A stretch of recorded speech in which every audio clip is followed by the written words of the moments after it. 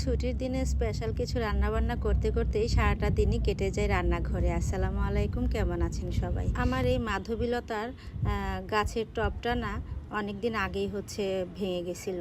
তো গাছের পাতাগুলো দেখেন একদম হলুদ হয়ে গেছে, আর গাছটা আরও বেশি খারাপ হয়ে গেছিলো একদম। তারপরে কয়েকটা গাছ মরেও গেছিল, টব যেগুলো খালি ছিল, তো এই টবের মধ্যে লাগিয়ে দেওয়া হয়েছে দু একদিন আগে। আর এই মরিচ গাছগুলা আজকেই সরানো হয়েছে। আমি দু একদিন আগে শেয়ার করেছিলাম যে 2টা মরিচ গাছের টব একদম ভেঙে গেছে ঝড়ে। তো 2টা মরিচ গাছই আজকে সরানো হয়েছে, অন্য টবে লাগানো হয়েছে। এই টবটার মধ্যে যে মরিচ গাছটা লাগানো হয়েছে দেখেন এখনও অনেক মরিচ আছে আর অনেক ফুল আছে।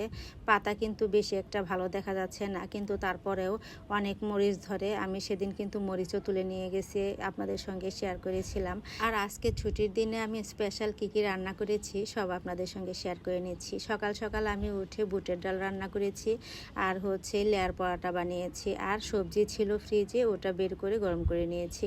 তো এই ছিল আমাদের আজকের ছুটির দিনের সকালের নাস্তা। আর লেয়ার পরোটা দিয়ে কিন্তু বুটের ডাল বলেন, যে কোনো পরোটা দিয়ে এই বুটের ডাল বলেন, সবজি বলেন, খেতে কিন্তু অনেক ভালো লাগে। কার কার কাছে এমনটা লাগে কমেন্টে কিন্তু জানাবেন। সকালে নাস্তাটা করার পরপরই আমি চুলায় তুলে দিয়েছি রান্না, আর হাঁসের মাংস রান্না করতেছি। আমার আব্বা আসছিল, 2টা হাঁস নিয়ে আসছিল। একটা হাঁস আমি আব্বা থাকতে রান্না করেছিলাম, আর একটা হাঁস ছিল, ওইটা আজকে আমি রান্না করে নিচ্ছি। তো মা একদম কেটে কুটে দিয়ে দিছিল হাঁস 2টা।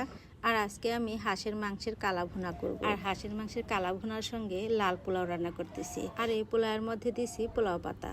কারণটা এই পোলাওয়ের চাল আমি কিনে আনছি, চিনি গুঁড়া লুজ চাল যেটা পাওয়া যায়। তো আমি আবার দোকানিকে বলছিলাম যে চাল কি গ্রান হবে কিনা। উনি আবার বলছে বেশি গ্রান হবে না, পুরাতন।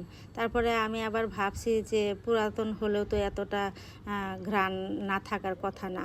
তো আমি আইসা একদিন রান্না করছি, দেখে একদম ঘ্রাণ নাই। তারপর আজকে আমার হেল্পিং হ্যান্ড খালাকে বলছি যে খালা, এখন এই চাল আমি কী করবো? গতকালকে পরে যায় নিয়ে আরও 1 কেজি কিনে নিয়ে আসছি খাওয়ার জন্য।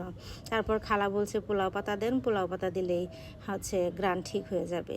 তার জন্য আজকে পোলাও পাতা দিয়ে পোলাও রান্না করলাম। আর আমার হাঁসের মাংসটা রান্না হয়ে গেছে, আর ব্রয়লার মুরগি দিয়ে রোস্ট করতেছি। তো পোলাওয়ের সঙ্গে একটু রোস্ট বা ডিমের কোরমা হলে কিন্তু ভালো লাগে খেতে, যে কোনো একটা ডিমের আইটেম হলে কিন্তু হয়। তো আজকে আর ডিমের কোনো আইটেম করব না, যেহেতু আমি রোস্ট করতেছি।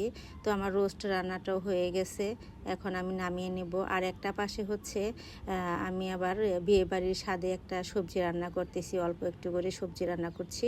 তো আমার ঘরে যা যা সবজি ছিল ওগুলা দিয়ে রান্না করতেছি।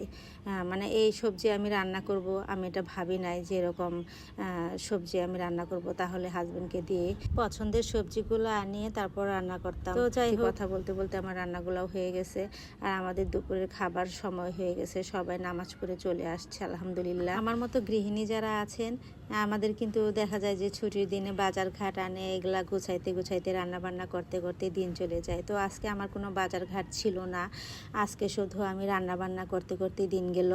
আর খুব টেস্ট হয়েছিল সবজি, আমার সব কিছুর চেয়ে সবজিটাই বেশি ভালো লেগেছিল। আর সকালবেলার বুটের ডাল ছিল, ওটাও আমি টেবিলে রেখে দিয়েছি। অনেকে আবার পোলাও দিয়ে বুটের ডাল খেতে পছন্দ করে, হাজবেন্ড যদি খায়, এজন্য আমি এটা এখানে রেখে দিয়েছি টেবিলে। এই ছিল আমার ছুটির দিনের ব্লগ। কেমন লাগলো আমার ভিডিও কমেন্ট করে জানাবেন। আল্লাহ হাফেজ।